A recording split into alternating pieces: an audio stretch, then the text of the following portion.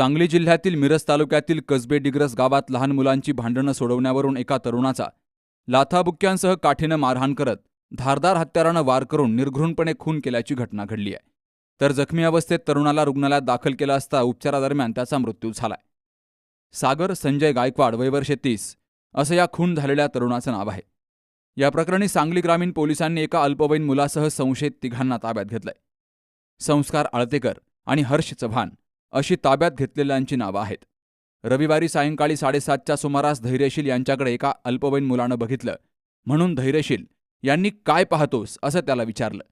त्यावेळी त्या अल्पवयीन मुलानं थांब तुला दाखवतो काय पाहतो अशी धमकी देऊन तिथून तो निघून गेला. त्यानंतर धैर्यशील हा मृत सागर गायकवाड यांच्यासोबत घरासमोरील कट्ट्यावर बसला होता. त्या ठिकाणी संस्कार, एक अल्पवयीन आणि हर्ष चव्हाण असे तिघेजण आले. सागरला काठीनं बेदम मारहाण करून ते निघून गेले. त्यानंतर रात्री 9:30च्या सुमारास सागर गायकवाड हा समडोळी रोडवरील खराटे यांच्या शेताजवळ गेला असता संस्कार आळतेकर यानं त्याच्याकडील धारदार हत्यारानं सागर याच्या छातीवर आणि डोक्यात गंभीर वार केले. त्यानंतर तिथून पलायन केलं. जखमी सागर गायकवाड याला उपचारासाठी रुग्णालयात दाखल केलं असता त्या ठिकाणीच उपचारादरम्यान त्याचा मृत्यू झाला. या प्रकरणी सांगली ग्रामीण पोलिसांनी खुनाचा गुन्हा दाखल केलाय.